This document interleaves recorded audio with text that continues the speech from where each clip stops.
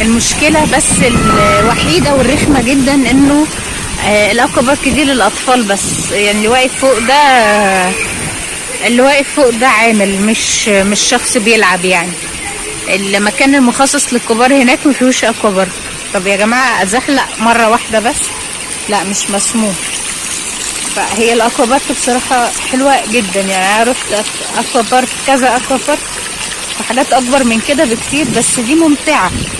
فبصراحه كانت بالنسبه لي نكد يعني ان انا مش هعرف اتزحلق فيها، وطبعا ولادي مش حابين يطلعوا. يعني قلت له طب اتزحلق مع ولادي، قال لي لا، قال لك لا يعني ما ينفعش.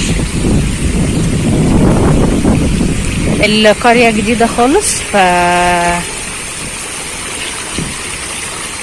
مكان نظيف، كل حاجه جديده.